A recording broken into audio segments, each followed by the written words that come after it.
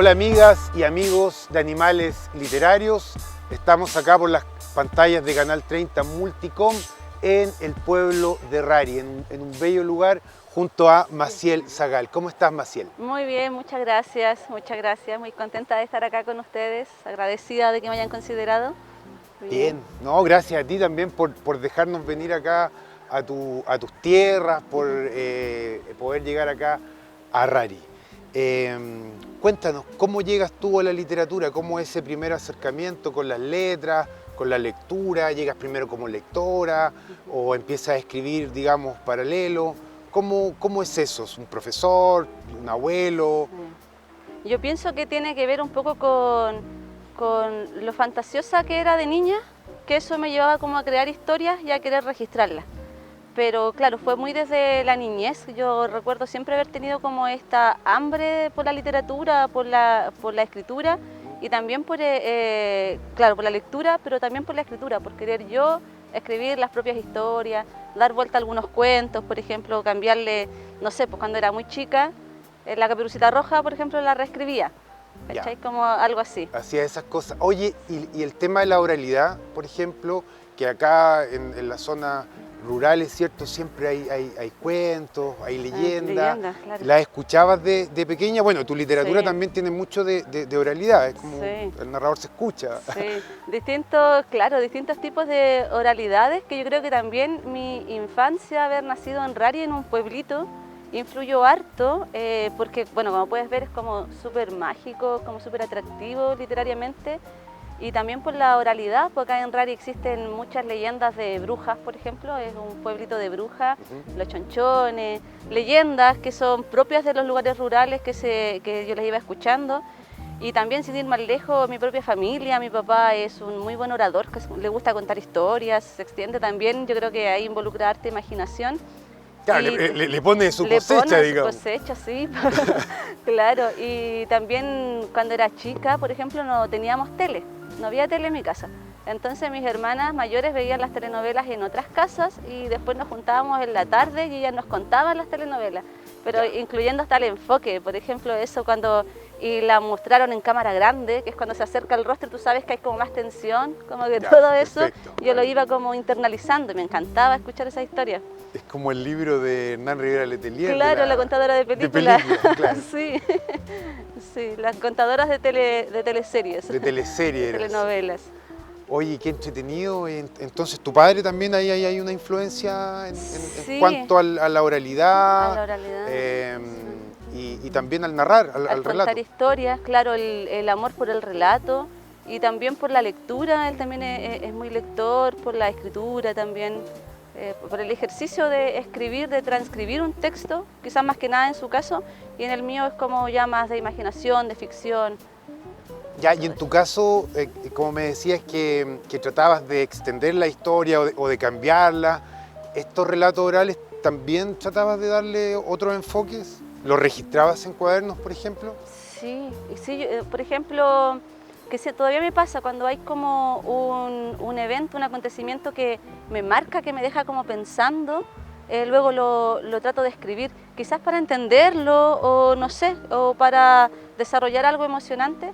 Y por ejemplo acá en Rari, no sé, alguna historia que escuchaba, alguna persona que moría en una situación extraña, que por ejemplo yo lo menciono en un cuento, pero muy brevemente, cuando era muy chica sabía de un señor que vivía en Rari adentro, muy alejado de todo, y se suicidó por un dolor de muela, porque no había cómo acceder a una atención. Entonces eso no soportó el dolor y se quitó la vida. Sí. Y eso a mí ahora no me consta si sea cierto o no, quizás yo hasta lo imaginé. Pero no importa. No importa. Yo esas cosas las escribía, por ejemplo, las historias de alguna vecina, de alguna prima, algunas cosas así, y las iba escribiendo. Sí, yo recuerdo tener un compañero en la universidad que era mayor, en la UCM, y él era muy bueno para contar historias, también de una zona rural. Y todos me decían, no, si él miente. Los mentirosos. No, si es un mentiroso. Pero yo siempre lo escuchaba hasta el final, no me importaba si era verdad o si era mentira, disfrutaba el relato. Y en tus cuentos también hay un poco de eso, Somos ya mentirosos, de ambiguo, así como de que alguien me dijo, por ahí lo Sí, escuché, el Kawin. iba en la micro, escuché una conversación, no sé si lo soñé o lo leí, Sí. y te entregan el relato. Y de entrega, sí. Sí, eso Es- lo haces muy bien, te gusta mucho. Me es muy- gusta, yo creo que eso a mí me sirve como una buena estrategia porque le da licencias al narrador para equivocarse, para confundirse. No hay un narrador Claro, omnisciente que todo lo un sabe. texto histórico Claro, que te dé las sí. fechas. Es el con relato de certeza. un relato de un relato, entonces ahí puede falsear y no importa, el pacto de verosimilitud ya está. Entonces eso me pasa con el que cuenta una historia que le contaron. Es como, le da licencias para irse por las ramas, para Claro. después volver, retomarlo. Y uno se pierde pues, entre la ficción y la realidad. Eso es muy de Borges, muy de Bolaños también. Claro, sí, sí, sí. Además que hay hartas influencias también de lecturas.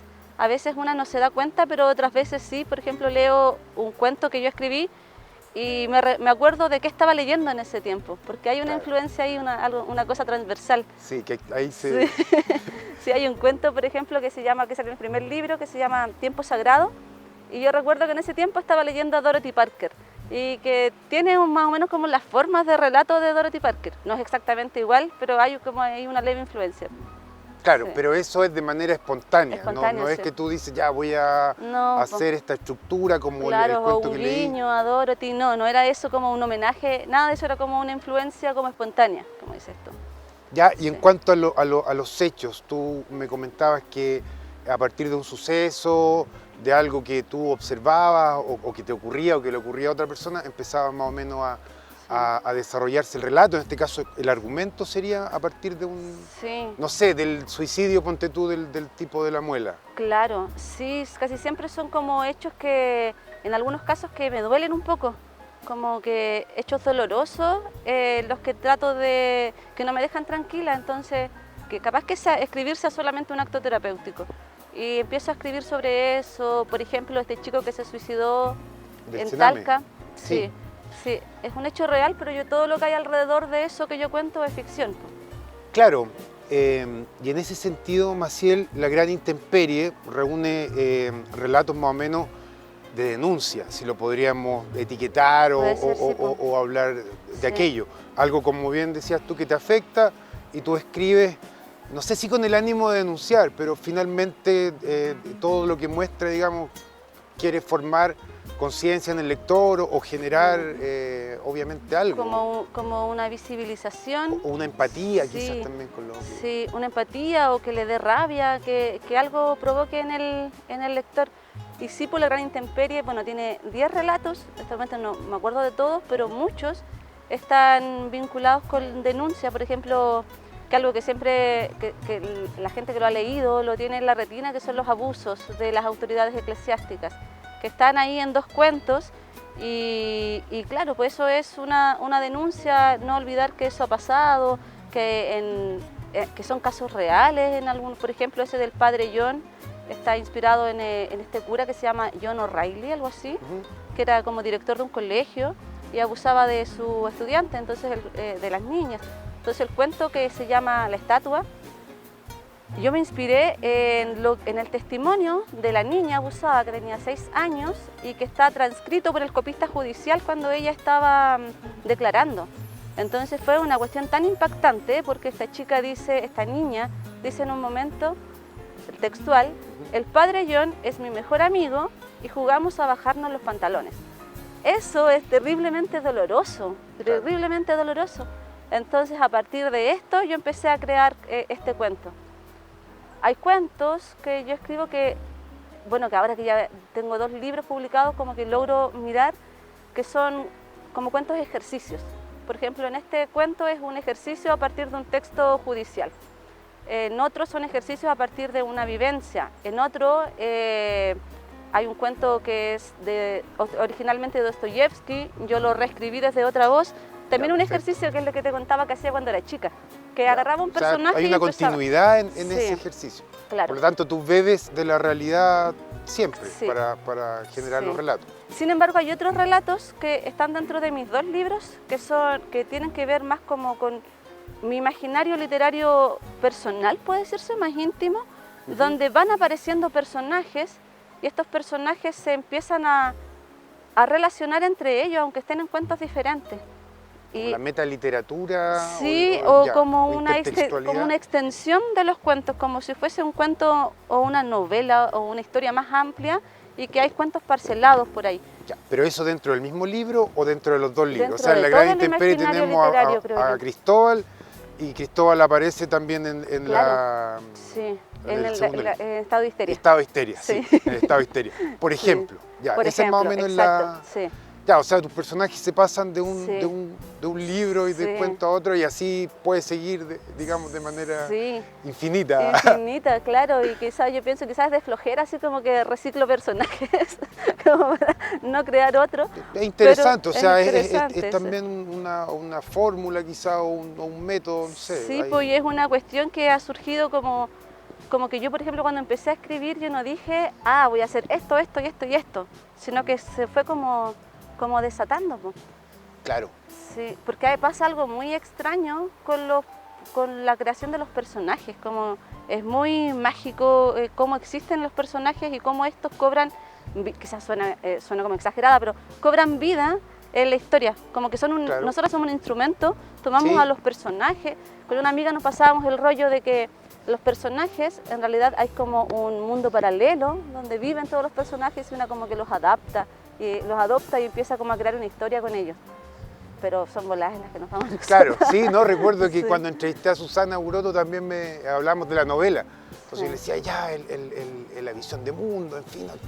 No, me decía el personaje, como que el personaje te lleva. Person Niváez también me dijo como que el personaje a uno lo lleva. Pues depende de su personalidad, de su forma en que ven las cosas. Recuerdo esa película de Johnny Depp, La Ventana Secreta, se me confunde psicológico, La Ventana Secreta, donde John Turturro, ya el actor, es uno de sus personajes. Y llega a un lago donde él tiene una casa, está ahí Johnny Depp, en fin, escribiendo, un escritor, y le golpea la puerta. Oye, yo solo. Y ahí después lo empieza a acosar, en fin. El personaje ya acosa. ¿Te ha pasado? ¿Tú crees que te haya pasado? ¿Te has imaginado, soñado con algún personaje que te haya hostigado, que te haya dicho algo? Yo creo que me persiguen un poco, pero como cuando salgo a caminar, como siento a veces que los personajes andan hablando, así como que creando sus historias en la cabeza. El monólogo interior. Y me dan ganas de anotarlo, pues, porque de ahí, de esos pequeños apuntes, es donde después van saliendo las historias. El otro día fui a un conversatorio en un liceo de Talca y yo hablaba de los personajes así. Y una chica me preguntó, me dijo, yo sé que hay escritores que se encariñan con sus personajes, pero usted habla como si los personajes existieran. Y me pregunta así, ¿usted realmente cree que sus personajes existen, que andan por ahí deambulando? Yo le respondí, estoy loca. Pero sí, no sé si andan por ahí como en la vida real, pero sí andan por ahí, en alguna parte, sensitivamente al menos, andan por ahí dando vueltas. Es una constante entonces ahí los personajes. Sí, hay una presencia. Excelente, seguimos acá en Rari, ¿cierto? Junto a Maciel Zagal, conversando de literatura, conversando de los personajes. Oye, Maciel, nos saltamos la parte de la dramaturgia, ya que también es muy interesante. Bueno, ahí está en forma de diálogo, ¿cierto? Se va dando la historia y la visión de mundo, en fin, a lo que quiere plasmar el escritor. Tú más o menos llegas, o tus primeras creaciones conocidas, por decirlo de alguna forma, llevadas a escena en este caso, fueron a partir de la dramaturgia. ¿Eso fuiste más o menos paralelo escribiendo con los relatos o surgió después? ¿O dijiste ya, a lo mejor por esta vía quizá puede ser más entretenido, que se represente lo que yo estoy escribiendo? Sí. Bueno, lo que pasó con la dramaturgia fue un poco circunstancial, porque yo siempre he escrito más narrativa, de relatos, eso ha sido como siempre lo mío. Luego me empecé a vincular como con el mundo teatral en Talca y de ahí empecé a incursionar en eso. Primero a editar una obra que estaban montando y luego ya a escribir mis propios textos. Ya, ¿eso ya en tus tiempos de universidad o ya habías terminado? Posterior. En el año 2014, por ejemplo, yo escribí la primera obra mía que se llama Avenida del Dique. Avenida del Dique, sí. Sí. Que tú ahí ganaste un festival, me parece, porque la llevaron a escena tres compañías, me parece. Sí, el FEDAM, Festival de Dramaturgia del Maule, que estaba en ese tiempo. Exacto, sí. El taller lo dictaba Luis Barrales, él fue mi profesor. Y bueno, la obra fue la seleccionada y se montó con 3 compañías diferentes. esa vez fue como mi salida del closet creativo, como Claro. que ahí fue la primera Ahí vez que mostré es tu, algo. digamos, presentación en público. Sí, pues, claro, y yo no me había dado cuenta que siempre se me vinculaba con la narrativa, que no, o sea, perdón, con la dramaturgia, y que pocas veces, que no se sabía quizás que yo escribía narrativa, pero es porque era lo más visible. Sí, y también, bueno, es que siempre estoy escribiendo y como que, no sé si existe como un género en el que yo claro, la narrativa, pero no sé si hay una discriminación con respecto a los géneros. En el teatro me gusta harto la facilidad que hay de los diálogos. A veces siento que escribo dramaturgia como debería escribir los cuentos y que escribo los cuentos como se escribe la dramaturgia.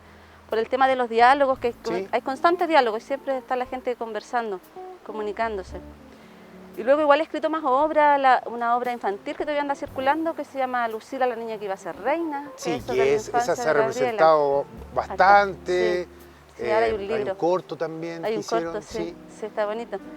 Sí, y Oye, ¿y qué se varias siente otras. eso? Así que tú que eres una narradora de cuentos, digamos, en que representen lo que tú escribes. Sí, El verlo. el verlo.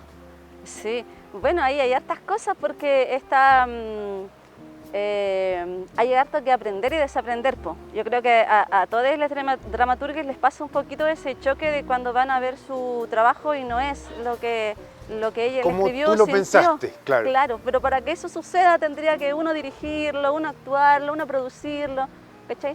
Entonces la dramaturgia o el teatro en sí reúne varias disciplinas, po. Y dentro de esas como que la del dramaturgo o dramaturga es muy silenciosa y yo creo que ahí tenemos que practicar como el desapego con la obra y saber que la obra no nos pertenece, pues, y que le pertenece, ahora ya pasó a pertenecernos a nosotros, ahora desde la compañía de teatro, del espectador. Y ahí se va cambiando eso, se puede ir modificando, va pasando, porque por ejemplo yo escribo una cosa, el director tiene otra visión, las actrices, los actores tienen otra interpretación, el lector lo asume de otra manera. De otra forma. Sí. A mí me gusta mucho leer teatro, Sí. ¿ya? Y creo que ahí hay una deuda porque hay pocos libros, o quizás no pocos libros, creo que las librerías traen, o en las bibliotecas hay pocos libros de teatro. Como que no es muy comercial, parece. ¿Cierto? Sí. Eso, no sé si hay pocos lectores o a los lectores de narrativa o de poesía no les gusta leer teatro o solamente la gracia es que se represente, ponte tú. Pero no sé, yo disfruto mucho leyendo y creo que ahí hay una carencia, no sé si es de los lectores o del lado comercial o de las librerías o de la biblioteca o de... Claro, porque esa igual es una pregunta pues casi existencialista relacionada con la dramaturgia, que la dramaturgia es para ser leída o solamente para ser apreciada, así como representación. Sí, pero yo creo que la gente a la que le gusta leer y también escribir experimenta como todos esos géneros. Pues. A mí también me gusta leer guiones de cine, ponte tú. Sí. También los encuentro muy entretenidos, muy interesantes, harto que aprender también. Sí, pues. Y la dramaturgia, bueno, también ese choque que yo te digo que no es lo mismo, no siempre va a ser lo mismo y no tiene por qué ser así. Y por otra parte... Claro, también, esa es la gracia también, que no sea tal... Y también esa cosa bonita de ver representado algo que yo imaginé. Y eso también es como muy enriquecedor. Claro. Sí. Oye, y en ese sentido, volviendo a la narrativa ahora, pero relacionándolo un poco con lo que estamos hablando, tú al escribir tus relatos, por ejemplo, ¿piensas en el lector? ¿Ya tienes un lector ideal? ¿Piensas en ti, por ejemplo, en lo que a ti te gustaría leer? ¿Ah? ¿Eso es lo que tú haces en un relato, más o menos? Yo creo que sí. Yo creo que sí, que escribo lo que a mí me gustaría leer o quizás haber leído. Por ejemplo, no sé, quitar la heteronorma, por ejemplo, en la escritura, en los relatos. El androcentrismo también literario, que es algo que para mí es importante terminar, cortar. Bueno, y por qué no, que es más ambicioso, pero quizás un poco el antropocentrismo. Y sí, yo creo que igual pienso en los lectores, pero sobre todo en el proceso de corrección. Sí. En la edición. En la edición, sí. Esa segunda. No cuando estás escribiendo, o sea, y tú los cuentos los escribes así, digamos, de una patada, o vas parte por parte, te frenas, así como Hemingway que dejaba los cuentos así como arriba de la ola, por decirlo de alguna forma, y decía, ya, me voy. y después descansaba, no sé, hacía sus cosas, boxeaba, volvía y lo retomaba ahí alto, no así como bajando, decayendo Claro. en creatividad, o tú lo escribes así de una patada. Bueno, cada cuento tiene como su propio proceso. Además que hay alguno que he escrito en una noche, por ejemplo, completo, pero para que ese cuento esté listo va a tomar mucho tiempo más. Claro, el proceso de edición y corrección. Sí, pero por ejemplo hay un cuento que yo creo que a mí me tomó como 8 años en escribir. Aunque haya estado completo al comienzo, después lo voy desarmando, porque hay un momento en el que yo me siento frente a un Word en blanco y empiezo como a vomitar esas vocecitas que te decía que tenía en la cabeza, bla, bla, bla, bla, bla, escribir todo eso. Luego le empiezo a hallar la forma, me empiezo como a emocionar mucho y empiezo como a armarlo. Entonces... Claro, el proceso como de montaje, porque tampoco lo tuyo es lineal, hay flashback, hay como intertextualidad, es como montar, como un collage. Claro, y después está el proceso en el que uno vuelve a enfrentarse a ese cuento. Y cuando tú te enfrentáis de nuevo, no siempre te gusta, po. Claro. Y si no te gusta, claro, lo empezáis a cambiar, o a mí que me da la maña, me bloqueo y no lo tomo en harto tiempo más hasta que lo vuelva a leer de nuevo y digo, y me provoca algo. Y ahí empiezo a meterle manos de nuevo. O bien me enfrento a ese y me gusta y sigo escribiendo y yo no sé, tengo que estar quizás como en un estado especial para escribir, como en un estado de... Pero como de afección, de fascinación, ya, para poder escribir bien. Es como, no sé, es como un estado casi de felicidad, como en el que escribo. No es que siempre me haga feliz la escritura, porque a veces una se frustra harto, pero claro, hay un estado en el que yo escribo, como que no siempre voy a poder estar escribiendo, como que mi cerebro se programa para eso. Sí. Y en ese sentido, ¿tú tienes horario en la mañana, en la noche, más o menos tienes un método? Soy súper indisciplinada. ¿O eres desordenada y cuando llega, digamos... Sí, admiro cuando cuentan historias de escritores que se levantan, no sé, a las 6 de la mañana y escriben hasta las 8 y bla, bla, bla, y luego hacen una vida normal, son padres de familia ideales y luego a la noche vienen. No, yo no hago eso, pero cuando estoy sumergida en la literatura, bueno, que suele pasar que es cuando más me encierro, puede ser a cualquier hora. De repente, por ejemplo, estoy lavando la loza y como que, y tengo que irme a escribir algo. Antes me funcionaba mucho más trabajar en la noche. Es que yo creo que por el silencio, porque ya cumplí con todo lo del día. Claro, porque tú tampoco te dedicas así 100% a eso, todos tenemos que trabajar ahí para sobrevivir en esta sociedad. Para sobrevivir, claro, sí, pues es que ahí le voy, como que depende cómo me sienta, que no me obligo tampoco, porque obviamente no me voy a permitir obligarme a eso. Po. Claro, sí, es un disfrute, como bien decís. Es un disfrute, sí, tengo que cuidar eso, po. Yo quiero cuidar esa felicidad que me da la literatura. Ya, y en ese sentido, tú has dilatado, digamos, el final de un cuento solamente por el disfrute de seguir con él. Qué buena pregunta. Yo creo que me ha pasado que una se engolosina con la historia y lo que hago es sobrecorregir. Como que sobrecorrijo el cuento, les voy cambiando. Pero ¿sabéis qué? Si una se queda en eso, no termina ahí nunca. Sí, pues esa es la trampa. Sí, no termina ahí nunca. Sí, y otras veces he adelantado, por ejemplo, las publicaciones que yo he hecho cuando ya me he decidido a publicar, llega un punto en el que me coloco muy ansiosa y ya quiero terminar, quiero cerrar todo eso. Pero una nunca considera que está cerrado, pues. Es como también ahí hay un ejercicio de desapego. Puedes volver a leer esos relatos y además puedes decir, ya, le faltó algo o le...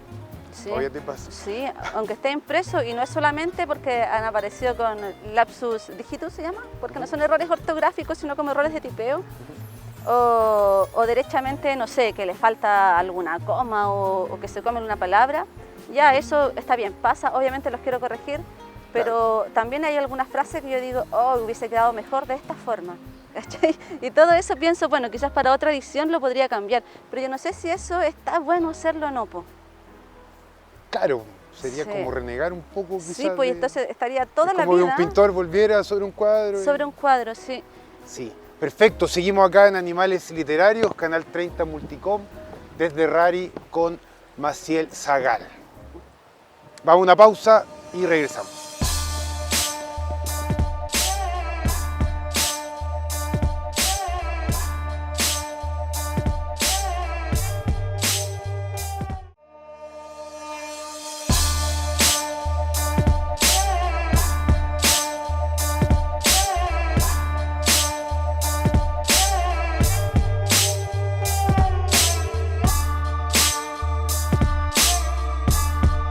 Bien, seguimos acá en Animales Literarios desde Rari junto a Maciel Zagal. Nos hemos movido un poco acá en este bello lugar para seguir conversando de literatura, ¿ya? Seguir conversando también de la región. ¿Cómo ves, Maciel, la literatura que se crea acá en la región? ¿Crees que existe una literatura regional, una literatura maulina? ¿Podríamos hablar, digamos, de algo similar o de algo así? ¿Como con un sello maulino? Claro, con una identidad quizá, algo así. Claro. Bueno, yo lo que he visto es que hay harta creación. Hay harta creación, bueno, en todos los ámbitos artísticos, también en la literatura. Harta gente escribiendo y escribiendo cosas buenas, cosas geniales. Creo que sí hay una movida, por llamarlo de una manera, o una especie de explosión creativa que ha surgido en este tiempo. Y también hartas publicaciones que quizás pueden deberse incluso al boom, o que han surgido nuevas opciones editoriales también para ir publicando, para poder publicar. Se ha democratizado un poco. Se ha democratizado, el tema de la editorial. sí. Entonces, claro, ahí se han ido apareciendo varios autores y autoras regionales. Yo pienso que sí existe, a ver, no sé, ¿cómo me aventuro en esto? Porque yo me acuerdo que a mí me llamaba la atención cuando hablaban de Emma Hauch y su maulinidad. Ya. ¿Pero qué, a qué le vamos a llamar la maulinidad? A la costumbre, a la creencia. O lo que me llamaba la atención con respecto a cuando hablan de la literatura de provincia. Entonces yo me pregunto, ¿por qué quienes escribimos fuera de Santiago tenemos que tener un apellido? La literatura de provincia, y la literatura por sí sola se entiende entonces que es la de Santiago, como que son ellos los que están visibilizando. Los que están siendo visibilizados, bueno, obvio sí, así ha sido siempre, pero creo que sí, porque existe una creación regional y yo pienso que ya en un tiempo más, mirándolo como en perspectiva, ahí vamos a recién a comprender qué es lo que ha estado surgiendo ahora.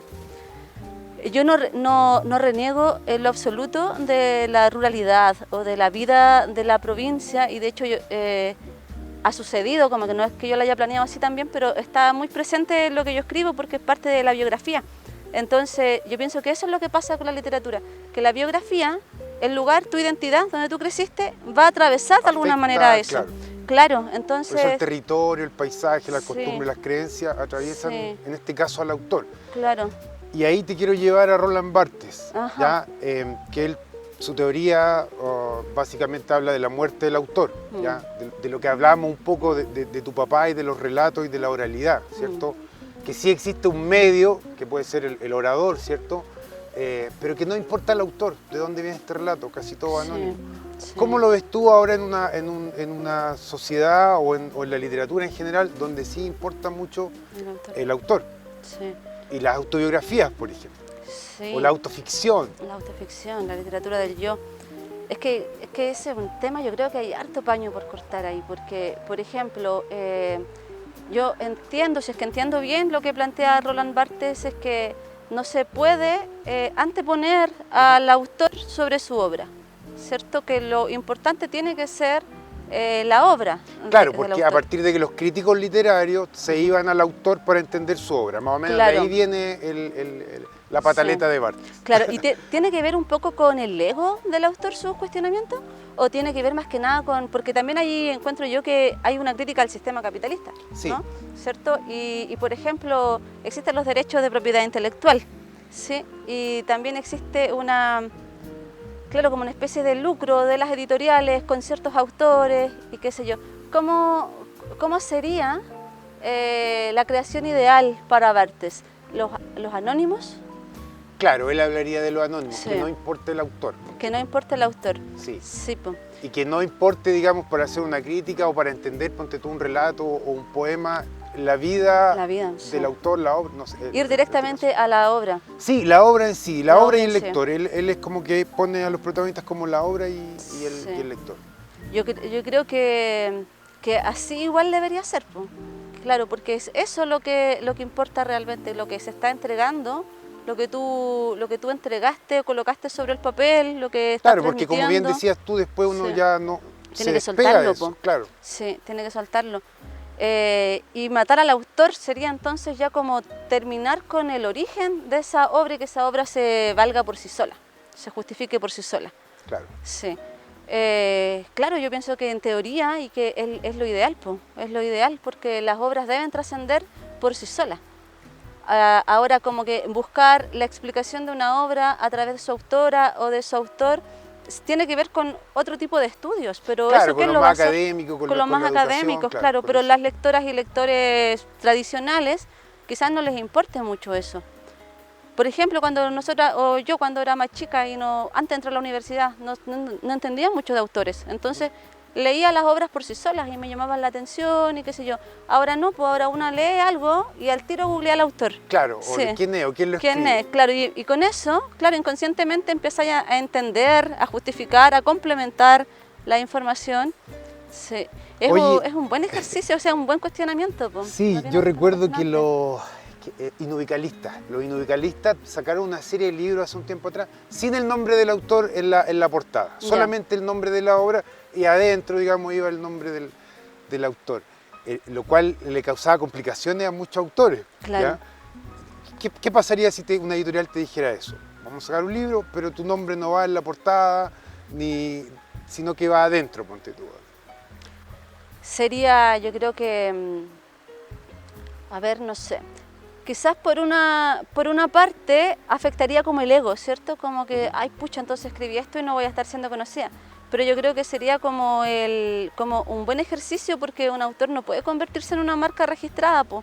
Claro. Es un nombre, es un nombre. Y ahí también Sí. va el por qué uno escribe. Claro. En este caso, tú, ¿por qué Sí. escribes? ¿Por qué escribo? Claro. ¿Es una pregunta? ¿Sí? Sí. Ay, ¿por qué escribo? Escribo ¿Por felicidad? porque me causa placer. Sí, soy una viciosa. Sí, escribo porque me causa placer, porque me gusta jugar con mi imaginación, porque lo paso bien, porque es como una extensión mía, es algo inevitable, no me imagino yo no escribiendo. Claro. Yo creo que la pregunta complicada es por qué publico. Claro, sí, Sí. porque tú has escrito, digamos, Sí. como bien decías, siempre. Claro. Eso del juego me gusta mucho. Yo también Mm. considero que es como Es un un juego. sí, como volver a ser cabro chico y escribir las propias Sí, historias. por ejemplo, a mí las no me propias resulta películas. como cuando me encargan algo. Me dicen, no, puedes escribir un texto sobre tal Ujú. cosa para tal. Ujú. Y no, como que No te tiene que sale. estar esa libertad de, sí, no me Sí. sale, no sé. A mí me gusta igual cuando me gusta escribir por encargo, pero porque lo tomo como un desafío, como esos ejercicios que te decía yo que hacía Ya. cuando chica. Entonces, por ejemplo, he escrito hartas obras de teatro por encargo. Y también lo he pasado bien, pero no siempre. No siempre, porque claro, lo primero que una tiene frente a un trabajo por encargo es resistencia. Pero ya luego cuando empiezo a ejercitarlo, lo puedo escribir. Como que me gusta, ya si me dicen, oye, escribe sobre este árbol que no tiene hojas y al fondo está la luna. Ya, y tú Muy lo ves cursi. como un ejercicio. Sí, lo veo como un ejercicio. Po. Oye, y en ese sentido, bueno, tú también has dictado varios talleres de literatura, ¿ya? Sí, Trabajas, digamos, Sí. con gente, con estudiantes, ¿cierto? En el Ujú. ámbito de la literatura. Ujú. ¿Cómo lo ves eso? ¿Te gusta hacer esos ejercicios? El escuchar relatos, el corregir, el compartir, digamos, con personas que leen, que escriben, soñadoras, que les gusta jugar. Sí, dar talleres, Ujú. mira, antes no me gustaba, porque me sentía muy insegura, no me sentía... Antes de hacerlos. O ya. Cuando recién empecé, la primera vez que hice uno quizás, Ya. que fue en el año, no fue hace mucho, fue en el año 2019. Me sentía insegura, sentía que cualquier persona podía enseñar mejor que yo, como que eso principalmente, como la seguridad. Pero ahora he vuelto a hacer otros, no muchos, como que no he dado muchos talleres de escritura. Y sí, es entretenido porque me preparo tanto que al final también termino aprendiendo yo y después Claro. en el feedback con los estudiantes como que se te desarma todo lo que, lo que había aprendido antes y empieza a ver otras cosas. Claro, Sí. porque básicamente no es enseñarles a escribir. No, pues no se sino puede, que claro, ¿cómo? No se puede eso Sí. también yo cuando decía los talleres Sí. literarios, en fin. No, puedes darle orientaciones, Claro, estimularlo, enseñarles técnicas, no ejercicio, sé. técnicas, claro, y eso a mí, yo no los sabía antes, pero hay fórmulas, hay fórmulas que pueden ayudar a que la historia, al menos que yo quiero contar, esté más clara, sea más clara, la tenga más clara en la cabeza o en el cuaderno, y eso le puede dar pie a los estudiantes para comenzar a escribir su ejercicio. He tomado talleres, sí, por ejemplo, de dramaturgia, bueno, solo de dramaturgia. He tomado talleres de dramaturgia porque necesito también saber cómo se enseña, po, porque también me buscan para dar algunos talleres, entonces quiero estar preparada para eso. Sí. Claro. Oye, ¿y tú más o menos qué consejo, de qué forma podrías motivar a alguien que nos está viendo ahora y que escribe a lo mejor, que no ha publicado, o que quiere escribir, o que se está iniciando en esto? ¿Cómo lo podrías motivar o qué le dirías a una persona que nos está viendo y que quiere entrar en este mundo en el cual no hay retorno, que es el mundo de la literatura? Sí, yo pienso que la honestidad, primero que todo, como ser honesta con una misma, bueno, con el resto también, por supuesto, escribir desde ahí, desde la intuición, desde el verdadero sentir y como atreverse, pues, atreverse, porque algunas personas piensan que la escritura es para los iluminados. O por ejemplo, ves que Barthes también habla así como de que en realidad no hay genios en la literatura. No hay genios en realidad. Hay como que atreverse, como superar ¿cómo se llama eso? Como el síndrome del impostor que suele atacar a las creadoras, a los creadores. Como superar eso y empezar a escribir mucho, porque no eres una escritora o un escritor si no escribes. Porque una persona puede decir, hoy me gusta mucho la literatura, me gustaría escribir tal cosa, pero tienes que escribirla, tienes que escribir, ojalá todos los días y cuando corregir, puedas. sobre todo también editar, Claro, si y no es solo el acto a de eso iba a llegar. escribir un cuento, claro. Claro, es como que está el escribir, que puede ser placentero, pero luego es el corregir, editar, y es un camino largo, po. Bueno, quizás hay personas que son más hábiles y que puedan tener un cuento bueno de una, pero generalmente es un camino largo que requiere harta paciencia, harta tolerancia a la frustración, que no es para hacerse famoso, no es para hacerse ricas ni rico, que eso igual es importante. Bueno, algunas personas lo han logrado, probablemente, pero no es el objetivo, po. Eso no puede ser el objetivo de la escritura. Sí, tiene que ser, y que lo hagan por goce también, háganlo por placer, chiquillas y chiquillos. Claro, Sí. que se disfrute. Sí, que se disfrute, eso es lo mejor, po. Bien, Sí. acá seguimos entonces disfrutando Animales Literarios junto a la compañía de Maciel Zagal. Hacemos una pausa y vamos a la lectura. Este cuento se llama Dog-Cider y lo empecé a escribir en la antesala del pediatra de mi hijo, hace muchos años atrás. El anuncio apareció en el diario. Era algo así como, se busca Dog-Cider, buen sueldo. No es la mejor forma de empezar a contar la historia. Esa es la versión corta. La versión larga sería, estudié una carrera cuya expectativa social era inversamente proporcional a su campo laboral. Nunca encontré pega, tampoco la busqué mucho. Sintiéndome estafada y confundida por los años perdidos y por las cuentas que se acumulaban, decidí que había que hacer camino al andar y sobrevivir de cualquier manera. Aunque no faltó la persona cargante que me dijo sobrevivir, ¿por qué no introvivir? Yo no estaba para reflexiones existencialistas.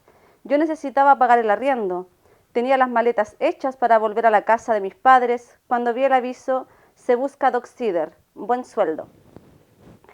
Después de haber agotado todas mis burlas sobre el concepto Dog-Cider y cuando se me ocurrió verlo como un camino al andar, lo primero que se me vino a la cabeza fue una mujer sofisticada como patrona. Ciútica, con tacos agujas, con abrigos de piel, con la manicure recién hecha, algo así como Cruella de Vil, o como Reese Witherspoon en Legalmente Rubia, o como Paris Hilton, o Sarita Vázquez, o cualquier socialité. Y como esos perfiles no me complacieron, me imaginé entonces a una romántica y solitaria mujer que trabajaba todo el día fuera de casa, ya sea como bibliotecaria o abnegada empleada de un local de comida rápida. Zapato bajo, falda cuadrillé, panties medias con el hilo corrido. Alguien inocente y torpe a la vez, como Julia Roberts, por ejemplo, o Sandra Bullock. O quizás alguien más alborotada, como Penélope Cruz.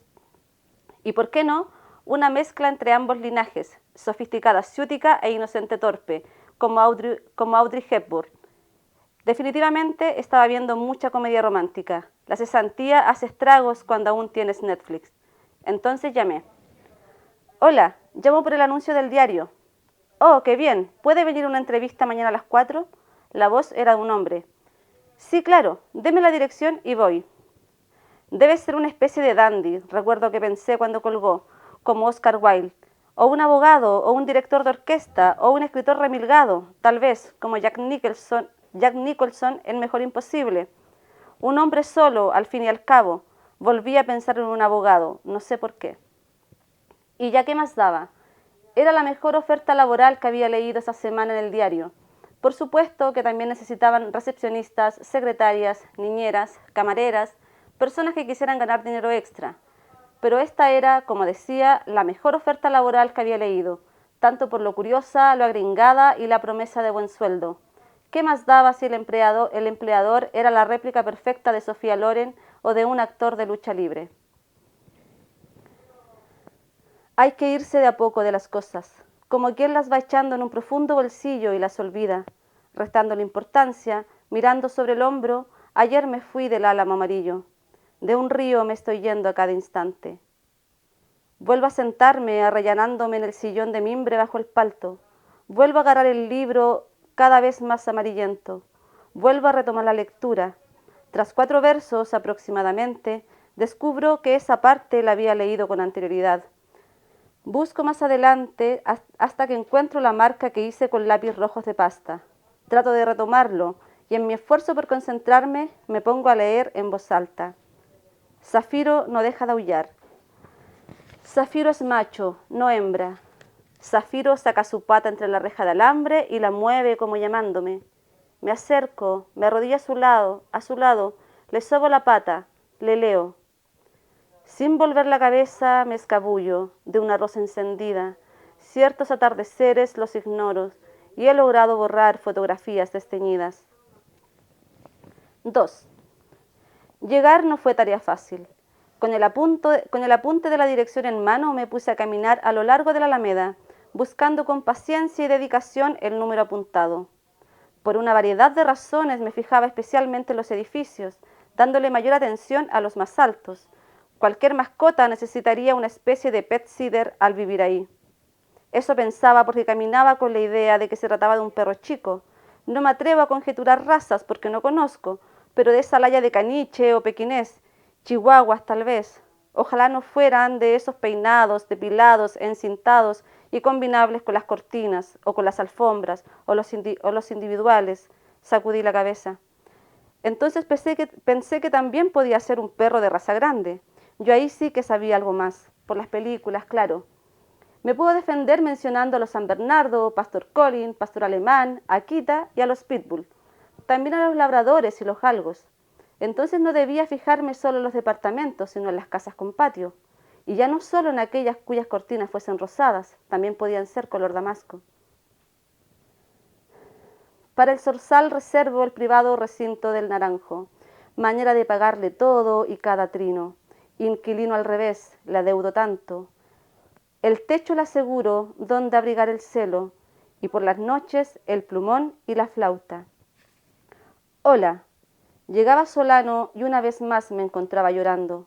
Le hubiese costado mucho entender que siempre lloro con la poesía, pero de todos modos no le hubiera importado, así como no le importaba que llorara por los perros, como debía creer, o quizás no creía nada, quizás nunca se cuestionó por qué lloraba cuando ya acababa mi turno, quizás ni se enteró siquiera de mi llanto, quizás nunca me miró a la cara.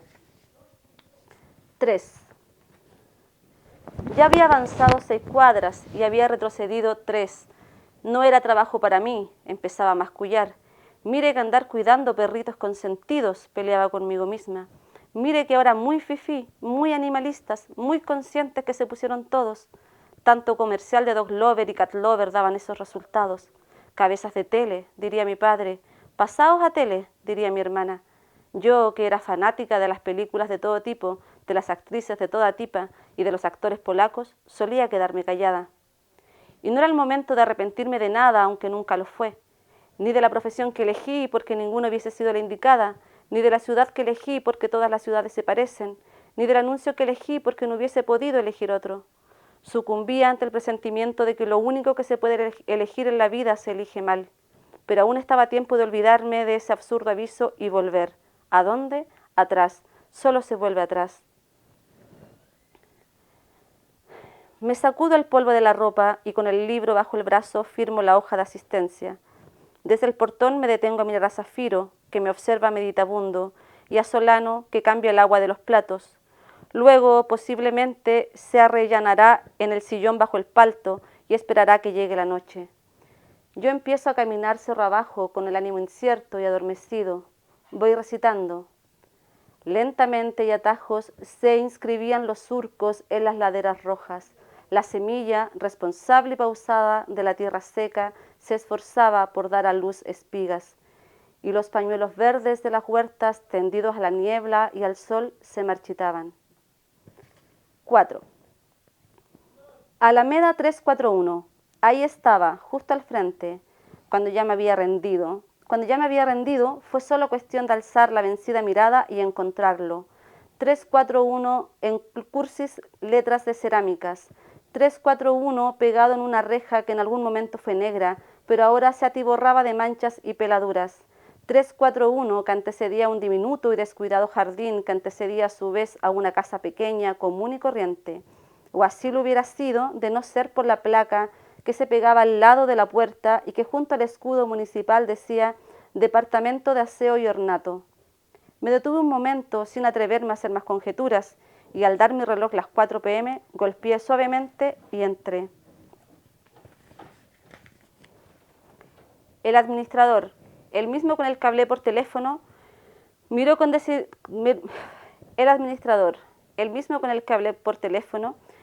desinterés mi currículum y largó la siguiente perorata. Si le interesa, el trabajo es suyo. El requisito es la puntualidad y la paciencia. Espero no tenga usted demasiado escrúpulo.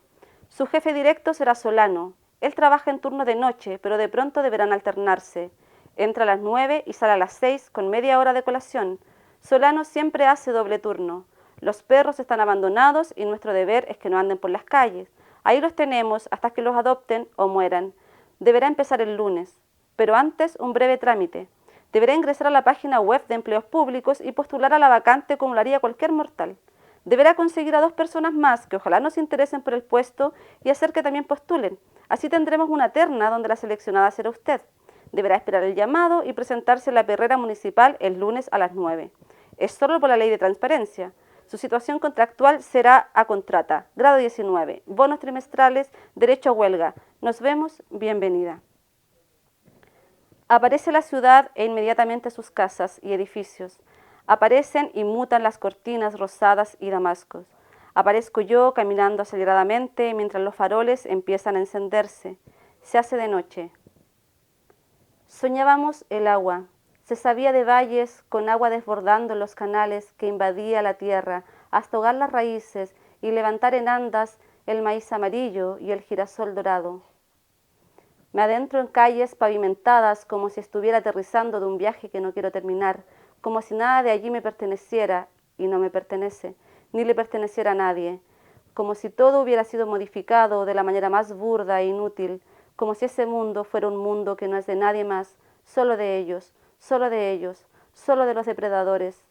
Vuelvo a llorar o sigo llorando. ¿Lo ves? Era el más simple sueño, el agua. Los fragmentos de poesía son de Emma Hauch. Gracias.